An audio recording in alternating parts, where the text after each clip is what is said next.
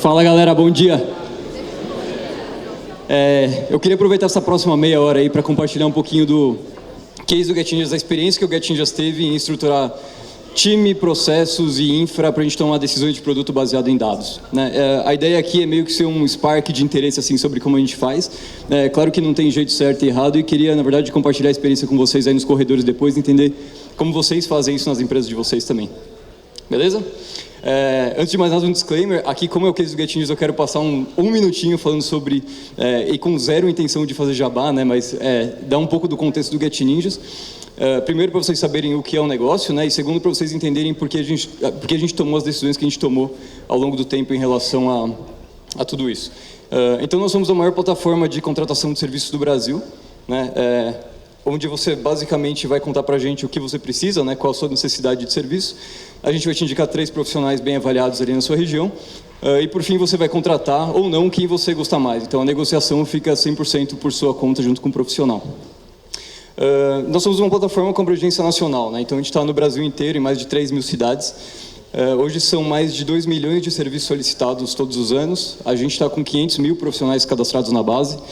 A gente gera todos os anos 300 milhões de reais no bolso desses profissionais. Então, apesar de ser uma empresa, obviamente, com fins lucrativos, a gente recebeu investimento de 3 grandes fundos, tem esse impacto social que é muito legal também. A gente percebe que, realmente, de uma forma ou de outra, essa plataforma ajuda esses profissionais a complementarem sua renda e ter uma vida melhor. E a gente está em 200 categorias diferentes, né? Desde eletricista até professor de inglês, fotógrafo de casamento, enfim, qualquer tipo de serviço local ou não, você vai conseguir encontrar no Get Ninjas. Beleza? A complexidade aqui, e aí aqui que eu quero começar a puxar um pouquinho desse papo de dados, é que, na verdade, cada um desses pontinhos aqui dessas 3 mil cidades é um mini Get Ninjas, e cada um desses mini Get Ninjas tem 200 categorias diferentes, né? Então, se a gente for ver aqui a combinação de 3 mil cidades e 200 tipos de serviços, 200 categorias diferentes, a gente está basicamente falando aí de 600 mil combinações, para as quais, a gente tem que manter liquidez, né? Então eu tenho que manter um balanço entre oferta e demanda que seja razoável, não adianta ter um profissional e 1 milhão de clientes, e nem o contrário. E 2, a gente tem que manter um produto que faça sentido, né? Eu não posso ter o mesmo produto para um arquiteto que eu tenho para um pedreiro, um eletricista, um fotógrafo, um professor de inglês. Então essa, na prática, é a grande complexidade do business do Get Ninjas. Falando rapidamente sobre mim. A minha formação é mais técnica, eu sou engenheiro de produção.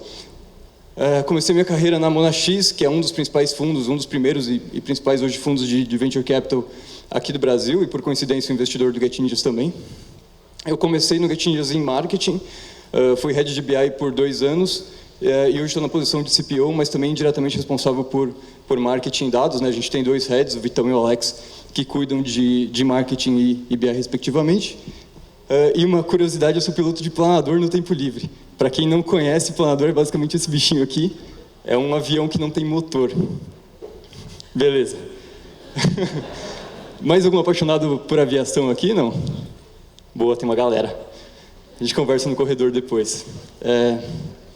Antes de começar a fazer esse deep dive em dados, eu gosto muito de contextualizar com essa frase do Airbnb, né? Eles dizem aqui que nós caracterizamos dados como a voz dos usuários em escala. Então, quando a gente fala aqui de coleta de dados, de bilhões de data points, como a gente faz enriquecimento, data warehouse, a gente tende a esquecer muito o que está por trás disso, né? Na prática, são usuários que estão interagindo com o seu serviço, sua plataforma, e de alguma forma estão mostrando para vocês qual é a dinâmica, como isso funciona, de que forma eles utilizam e o que faz mais sentido para eles, né? Então, o ponto que eles fazem aqui, que eu gosto muito, é que o time de dados, na verdade, é responsável por pegar esses data points todos, utilizar a estatística para entender os usuários e traduzir isso em insights de produto, né? Então, eles juntam isso com insights qualitativos, então junta a parte quant com a parte quali, para tomar essas melhores decisões para os hóspedes e para os anfitriões, e a gente faz uma coisa muito parecida no Get Ninjas, né? Então,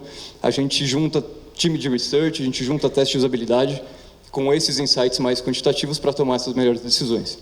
A gente costuma dizer que tem muitas vezes em que você passa 10 horas numa planilha e se você passasse 10 minutos falando com o cliente ou falando com um profissional, você conseguiria ter resultados muito melhores. Tem uma pessoa aqui que serve como exemplo, ela não está nessa sala aqui, mas a Isa acabou fazendo a migração de BI para Research justamente por isso. Ela é uma pessoa que não se contentava em ver esses dados sem entender o que estava por trás, né? Ela pegava o telefone, ligava para o profissional, entendia o que estava acontecendo. Então, para ela, essa migração foi muito natural. E acho que essa ponte entre research, produto e dados acaba sendo muito forte, é algo que a gente valoriza muito. Beleza, então falando um pouquinho sobre objetivos de negócio, né? Acho que o primeiro ponto aqui é entender, você tem que entender o que é sucesso para você e como você vai medir se você conseguiu chegar lá. Então, antes de mais nada, eu queria mostrar, no nosso caso aqui, o que a gente olha em cada etapa do ciclo de vida do cliente e do profissional. Então, a gente olhando para a aquisição, eu estou preocupado aqui, tanto para clientes quanto para profissionais, em duas coisas. Primeiro, se a gente está conseguindo manter equilíbrio entre oferta e demanda, né? Então, como eu falei, não adianta ter um universo gigante de profissionais sem ter os clientes para fazer pedidos, e nem o contrário. E segundo, a gente olha muito para canal de marketing. Então, aqui a gente quer entender quais são os canais que trazem mais retorno e o que eu posso usar para, a um custo pequeno, conseguir trazer esse balanço entre oferta e demanda. No ponto de ativação, a gente olha do ponto de vista do cliente, se a gente está conseguindo indicar bons profissionais e causar esse fechamento, né, se eles estão tendo uma boa experiência com a gente e conseguindo contratar o serviço e resolver seu problema. E na parte dos profissionais, a gente está olhando para se eles conseguem fechar um serviço no primeiro mês, né? Então, se esse profissional investe R$150 e está fazendo dinheiro com a gente está tendo uma boa ativação, está tendo um bom sucesso com esses caras. A parte de retenção aí é mais simples, né? Se o cliente está voltando a fazer pedidos, idealmente em outras categorias, como a gente tem 200 tipos de serviços diferentes, idealmente a gente quer que eles voltem em tipos diferentes e que vejam a gente como uma plataforma universal para contratar serviços. E do ponto de vista de profissionais, se eles estão interagindo com clientes ainda a partir desse seu primeiro mês, né? Se continua essa interação bacana e se eles estão vendo valor na gente. A parte de referral também é mais simples, né? Tanto os clientes quanto profissionais estão indicando, né? Estão tendo uma boa experiência indicando isso para amigos, família e colegas. E aí, por fim, receita. A nossa receita hoje vem 100% dos profissionais. Então, a gente está interessado em duas coisas. A primeira é saber se esse profissional, se a gente está cobrando um preço justo nas leads, nos pedidos desses profissionais, ou seja, possibilitando que ele tenha um bom retorno e que a gente pegue uma fatia honesta do retorno que ele tem. E uma segunda, se a gente consegue extrair o máximo valor de cada um.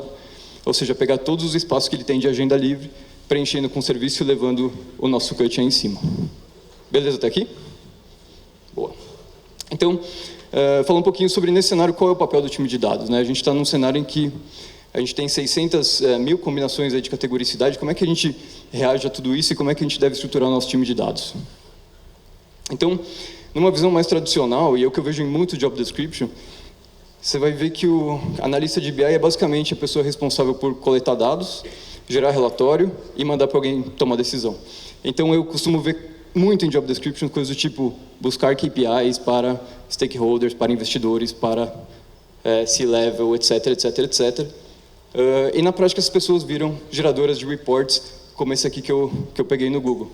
Então, o problema na prática disso aqui é que essa pessoa tem zero sentimento de dono, ela não sente que ela participa de alguma coisa real, pouquíssimo impacto no negócio, quase nada de autonomia, e não consegue pensar fora da caixa. Então, a pessoa está pouco envolvida no problema, ela está mais envolvida em operacionalizar o que alguém acha que é a solução para aquele problema. O que me leva ao ponto aqui de que Data Science só faz sentido quando esses dados te levam à ação, né? Então, Data Science só faz sentido quando esses dados te levam à ação. Eu gosto muito disso, e aí pode trocar Data Science por BI ou por Data, porque esse é o grande foco, né? A gente fala muito aqui de, cara, usar algoritmo e fazer busca e Data Warehouse e tal, mas se a gente não conseguir gerar ação com esses dados, na prática não serve de nada. E é isso que a gente foca muito no Get Ninjas, em deixar simples, em deixar realmente com que esse time gere valor para produto e que gere valor para o negócio. E isso me leva ao ponto de que o time de dados tem que participar de todas as etapas desse processo de decisão em produto, né, de desenvolvimento desse produto. Ou seja, o time vai partir de uma hipótese, esse time vai ajudar na exploração e validação dessas ideias, né, como é que a gente pode provar se aquela hipótese é verdadeira ou não, e por fim vai tomar uma decisão em conjunto com o restante do time. Então, na prática aqui, a gente está muito menos obcecado em gerar reports e a gente está muito mais obcecado em gerar insights. Então, essa galera aqui pensam dia e noite em objetivos de negócio e não pensam tanto na parte técnica, na parte mais operacional. E aí um case interessante quem está tocando boa parte desse case aqui é o Renato, que está na primeira fileira. Mas é uma iniciativa de discovery super legal que a gente está fazendo para refazer o nosso sistema de avaliação, né? Repensar como a gente faz a avaliação no GetNinjas. E aí o time de dados está basicamente sentando em conjunto com PM, com designer e com tecnologia para ver qual é o estado que a gente tem hoje, né? Como estão as avaliações no GetNinjas e o que a gente poderia fazer melhor, quais são as oportunidades, quais são os testes que a gente tem que fazer, qual é o volume de dados que a gente precisa para cada um desses testes, enfim, eles realmente vão ajudar esse PM e esse time de discovery a fazer essa iniciativa rodar da forma mais ágil possível. Beleza, aí falando um pouquinho de evolução, né? O que eu gosto muito de produto é que não tem resposta certa e errada e tudo depende muito de contexto. Então, acho que é legal, a gente está fazendo isso desde 2014, acho que é legal contar um pouquinho para vocês do que mudou e quais eram nossos focos aí, de lá até aqui. Então, a gente começou em 2014, a gente tinha basicamente 2 pessoas, era eu e mais um, e nosso foco com o business naquele momento era Product Market Fit, né? Saber se a nossa solução estava realmente atacando um problema que era relevante e de uma forma que fazia sentido para clientes e profissionais. Então, nesse momento a gente fez o setup completo do Analytics, a gente criou a primeira versão do algoritmo de distribuição e a gente fazia análises que eram muito mais focadas em dados transacionais. Então, aquele dado que já estava no banco de dados, e-mail, nome, categoria, CPF, enfim, os dados que meio que já estavam lá. Em 2015, a gente percebeu que a gente queria aprofundar um pouco mais os insights que a gente tinha de como clientes e profissionais interagiam com a plataforma.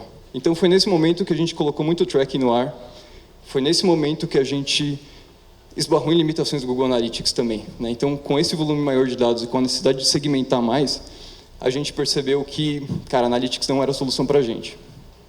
Nesse mesmo momento, a gente focou muito em treinamento de time, deixar essa galera um pouco mais sênior e mais treinada. E a gente começou a dividir o trabalho aí entre os times. Então, a gente começou a ter um pouco mais essa visão de especialistas em áreas diferentes, em partes do produto que são diferentes. A partir de 2016, aí nosso foco já era ter uma visão mais completa do usuário.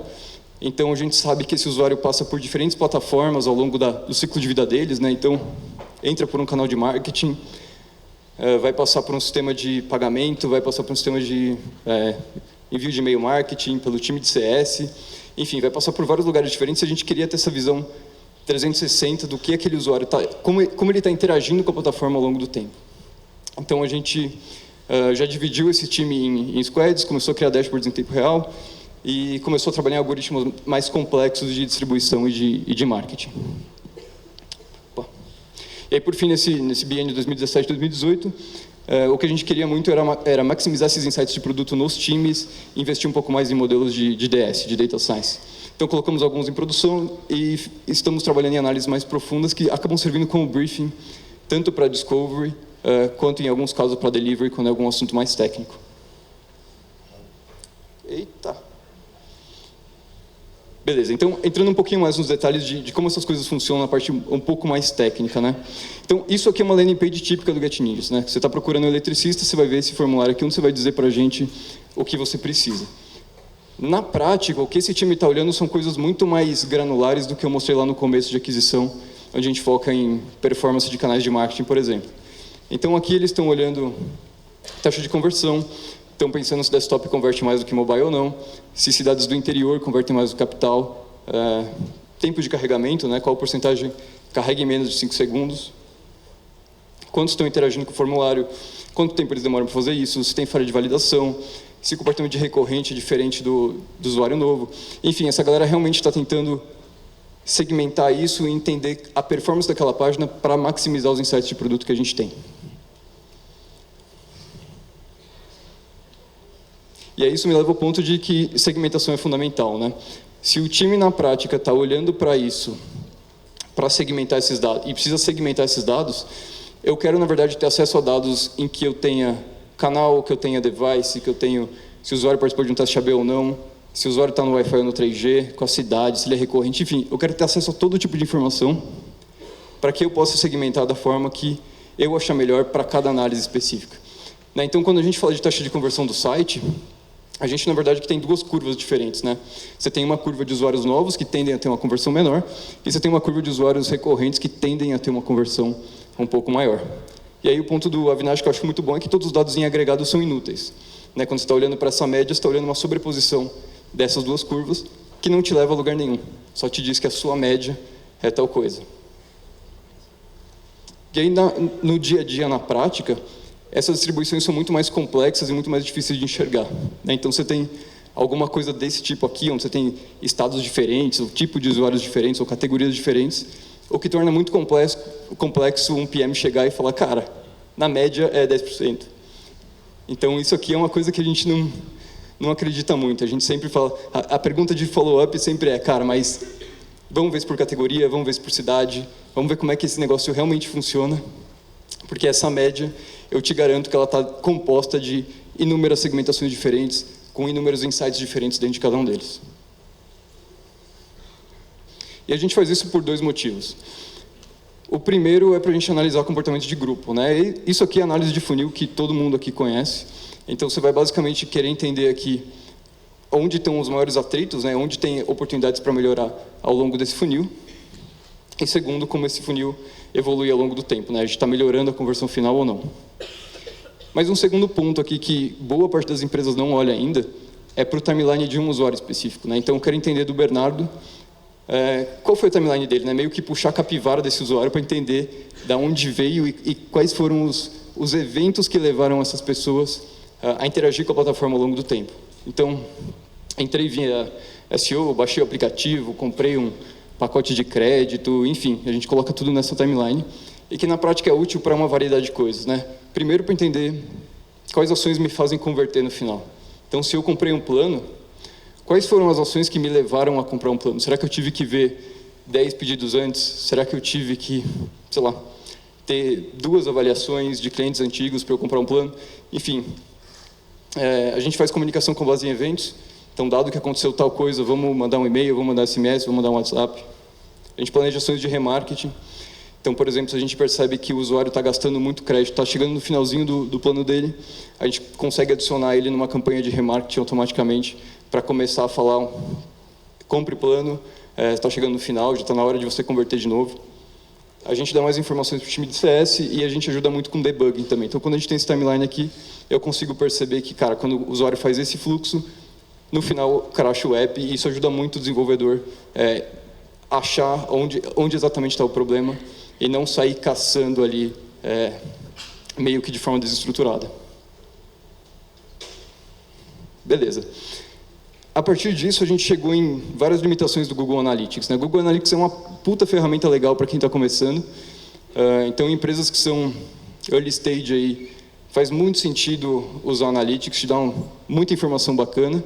E na prática, você não vai ter tanto dado assim que você possa segmentar e que você possa tirar algum insight que realmente seja útil daquela super segmentação. Então, é uma ferramenta que funciona muito bem. A partir de um dado momento, para a gente, chegou num ponto crítico ali, em que a gente não conseguia segmentar os dados, né? O Analytics te retorna sempre uma amostragem daquilo, então você acaba só vendo ruído. Nosso business é muito focado em formulário, ele não tem tracking, é difícil identificar usuários para fazer essa parte da direita aqui. O cross-device é limitado, né? Então fluxos que começam na web e vão para o app, ou o contrário, são muito difíceis de traquear. Um dos pontos principais para mim é que esses dados vivem em silos, né? Então eu tenho um silo ali de pagamento, eu tenho um silo ali de analytics, eu tenho um silo de e-mail marketing, enfim, são vários silos que não se conversam e tornam muito difícil a gente conseguir ter uma visão realmente 360 do usuário. E por fim, é difícil aplicar a nossa lógica de negócio, né? A gente acaba confiando que o Google aplica a melhor lógica para a gente, o que obviamente não é verdade. Quando a gente tem acesso a isso, a gente consegue modelar da nossa forma, do nosso jeito e como faz sentido para o nosso business. Então, a partir disso, a gente fez análise aí de N competidores para Web Analytics. A gente acabou escolhendo uma ferramenta que chama Snowplow. Para quem me conhece, eu sou fã número 1 desses caras. E esses caras basicamente têm 3 funções, né? A primeira é fazer tracking do usuário tanto na web quanto no app. Então, a gente traqueia tudo o que está acontecendo. A segunda é armazenar essas informações em um data warehouse, que é um Redshift da vida ou um BigQuery da vida. E o terceiro ponto, esse Data Warehouse facilita muito a análise em ferramentas de BI, como Tableau, R, Looker, Python, enfim, Excel, o que você quiser conectar aí. E o que a gente estava olhando, quais foram os principais objetivos, né, dessa mudança para o Snowplow? A primeira é que a gente queria ser dono dos nossos dados, né? Então chega desse negócio de viver em silo, chega desse negócio de ter que conectar 10 fontes diferentes para conseguir ter informação. Eu quero viver num Data Warehouse ali que eu tenho acesso a tudo. Segundo ponto, a gente quer traquear tudo que acontece na web e no app, né? Então a gente quer que esse cross-device realmente funcione. Um terceiro ponto é que a gente quer ter essa visão completa, né, sem os silos. E o quarto ponto, e acho que, de novo, para mim, pessoalmente, mais importante, é que a gente quer responder a qualquer pergunta. Então, cara, seja pergunta vindo de investidor, do CEO, eu não quero deixar de responder alguma coisa, porque é muito difícil fazer isso acontecer. Entrando um pouquinho na parte mais técnica, esse pipeline todo aqui roda na Amazon, em vários serviços diferentes, né, e roda basicamente, existe um esforço de setup ali, mas ele roda basicamente com pouquíssima necessidade de manutenção. E esse Data Warehouse, ele recebe dados de várias fontes diferentes, né? A primeira dessas fontes é uma fonte que a gente chama de transacional. Então a gente pega o nosso banco de dados de produção e meio que copia e cola em tempo real para esse Data Warehouse. Ao mesmo tempo, a gente está recebendo eventos de Web Analytics, né? Então tudo que vocês fazem, ou no site ou no app, está sendo traqueado e a gente manda direto do device de vocês para esse servidor que faz a coleta de eventos. A gente também tem servidores com ações específicas, né? Por exemplo, um enviador de SMS, um enviador de push, que notificam toda vez que acontece um desses eventos. Então, mandei um SMS para o Bernardo com a mensagem tal, na hora tal. E, por fim, a gente também integra meio que Ctrl+C, Ctrl+V ali, as nossas bases do Zendesk e do Intercom, que são as ferramentas de CRM e de suporte, né? A gente usa um tal de Stitch, que é uma ferramenta que faz essas integrações externas acontecerem, sem que a gente tenha que desenvolver e botar a mão em código aqui. Isso tudo dá para a gente mais ou menos algo da ordem de 500 milhões de eventos por mês. Essa semana a gente acabou de fazer o aniversário aqui, e a gente está com 10 bilhões de eventos no Data Warehouse completo. Então tem um histórico desde 2015, a gente não deletou uma linha. Então o acesso à informação que a gente tem, o que a gente consegue acompanhar de dados históricos é realmente brutal.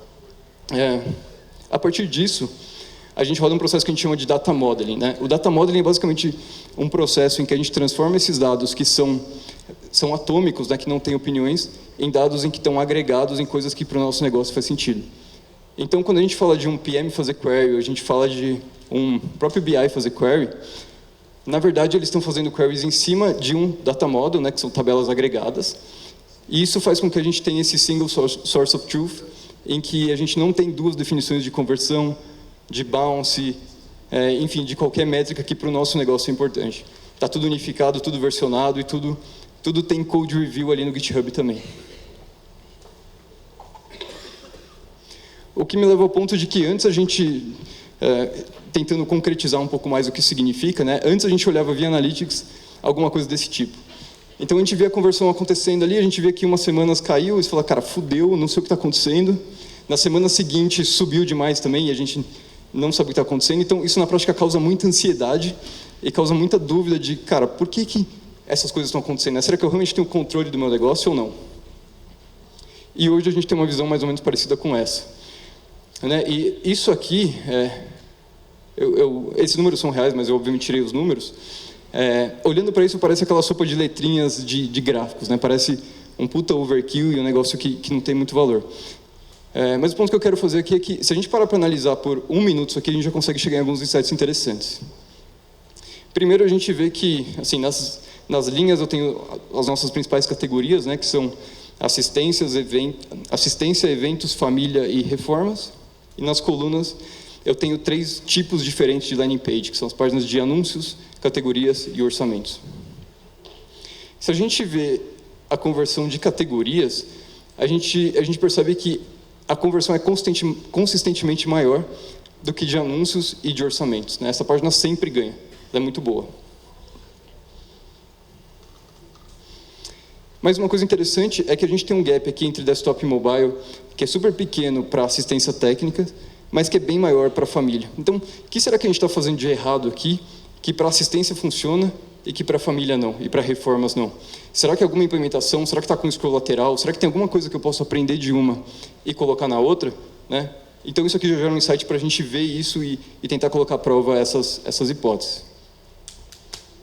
A gente tem em páginas de orçamento algumas que funcionam relativamente bem, como eventos, e outras que são péssimas, como reformas, né? Então, o que será que está causando isso? Será que é o tipo de tráfego que é diferente? Será que o conteúdo, de alguma forma, é diferente, engaja mais? Será que é algum tipo de implementação técnica, load time por causa de cache? O que será que está acontecendo? Então, isso permite que a gente analise cada vez mais a fundo. E um último ponto aqui é que, dentro das páginas de categoria, eu tenho uma categoria, né, que é eventos, que tem a conversão subindo ao longo do tempo, enquanto para reformas ela está caindo.